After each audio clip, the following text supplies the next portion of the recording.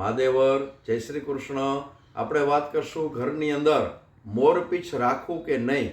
તો એસ્ટ્રોલોજરની દ્રષ્ટિએ, આધ્યાત્મિક દ્રષ્ટિએ અને વાસ્તુશાસ્ત્ર પ્રમાણે ઘરની અંદર મોરપીંછ છે એ હોવું જરૂરી છે. એક તો ભગવાન કૃષ્ણનું સાક્ષાત સ્વરૂપ માનવામાં આવે છે અને ભગવાન કૃષ્ણને પ્રિય છે, પ્રિય ચિહ્ન છે એમનું. એટલે આધ્યાત્મિક દ્રષ્ટિએ ભગવાન કૃષ્ણને પ્રિય એવું આ મોરપીંછ છે. ત્યાર પછી ઘરની અંદર કોઈ પણ દોષ હોય, નકારાત્મક ઉર્જા હોય, એને આ મોરપીંછ છે એ દૂર કરે છે. એમાંય ઘરની અંદર ક્યાં રાખવું, કઈ જગ્યાએ રાખવું? તો બાળકોનો જે રૂમ હોય એની અંદર પણ મોરપીંછ રાખી શકાય, જેથી કરી અને બાળકોનું અભ્યાસની અંદર મન ન લાગતું હોય અને બીજે ભટકતું મન હોય તો એ મનને સ્થિર કરનારું હોય તો એ આ મોરપીંછ છે. ત્યાર પછી ઘરની અંદર નજર છે લાગી હોય, બરોબર, ઘરની અંદર વારંવાર ઝઘડા થતા હોય તો આ મોરપીંછ રાખવાથી એ વસ્તુ છે એ ઘટી જાય છે.